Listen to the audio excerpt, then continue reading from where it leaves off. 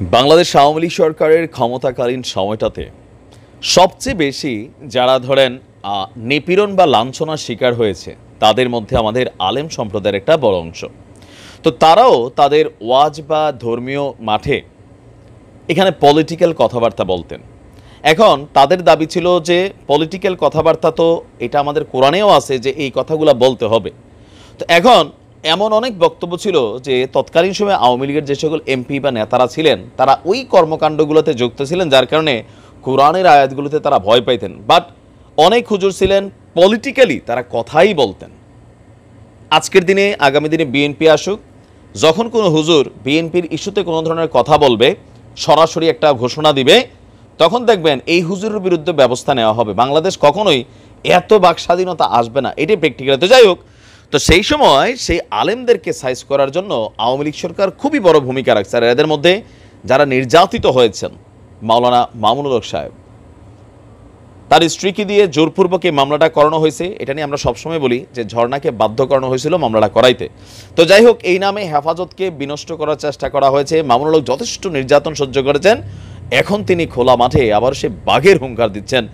তবে শেখ হাসিনার উদ্দেশ্যে তিনি খুবই সুন্দর ভাষায় বক্তব্য দিয়েছেন। তবে মাওলানা মামুনুল হকের মুখে আমি প্রথম শুনছি যে বঙ্গবন্ধু এবং তার যে পরিবার তারা আসলে সেই সিরিয়া না ইরাক থেকে আসছিল, ইসলাম প্রচারের ক্ষেত্রে অনেক ভূমিকা রাখছে। মামুনুল হক সাহেব কিন্তু একটা বক্তব্যে বলছিলেন যে বঙ্গবন্ধুকে তিনি ভালোবাসেন, বা শেখ হাসিনার যে পরিবার আছেন তারা একটা সুফি টাইপের পরিবার, এই কাছাকাছি লেভেলে।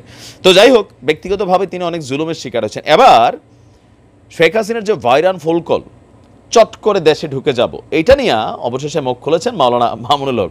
তবে তিনি বেশ কিছু নান্দনিক কথা বলেছেন, গ্রাম বাংলার সেই পুরানা কথাগুলা, তুমি হাকিম হইয়া হুকুম করো, পুলিশ হইয়া ধরো, সর্প হইয়া দংশন করো, ওজা হইয়া ঝাড়ো। তিনি বলছিলেন আওয়ামী লীগ হচ্ছে রাতের বেলায় দংশন করে আর দিনের বেলায় ওজা হইয়া ঝাড়ে।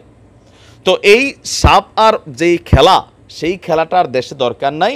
বেটার হচ্ছে আপা, মানে শেখ হাসিনাকে নিয়ে এই যে আপা 275 বার বলছে respect the leader teaches us respect, হ্যাঁ আপা।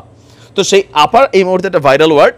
তো মামুনুল সাহেব বলছেন যে আপা যেখানে আছেন ভালো আছেন ওখানেই থাকেন, সময় মতো আমরা ধরে আনবো, আইনে আপনার বিচার করব। তো আওয়ামী লীগ সম্পর্কে মাওলানা মামুনুল হক সাহেবের ব্যক্তিগত অভিজ্ঞতা কি? যথেষ্ট তিক্ত।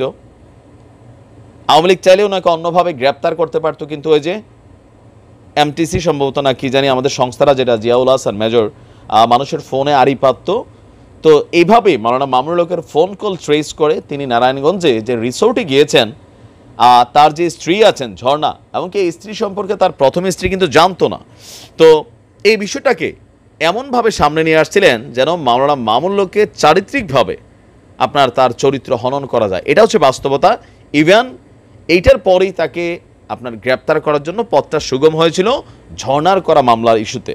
তবে মাওলানা মামুনুল হকের উপর আওয়ামী লীগের যে ক্ষোভটা, এই ক্ষোভটার মূল অংশটা অযাচিত ছিল। তবে মাওলানা মামুনুল হক শব্দ চয়নে কিছু ব্যবস্থা করছিলেন, যেটা নিয়ে আওয়ামী লীগের একটা গোষ্ঠ ছিল ভাস্কর্য ইস্যুতে। আমি তখনও বলছি যে ব্যক্তিগতভাবে একজন মুসলমান হিসাবে আমি ভাস্কর্যের পক্ষ না।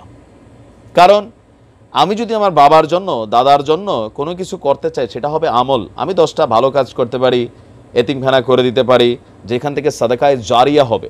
ভাস্কর্যরে মূর্তি না, ভাস্কর্যে যে মুরাইদ্দা, টাকলা মুরাইদ্দা দেখেন কই আছে?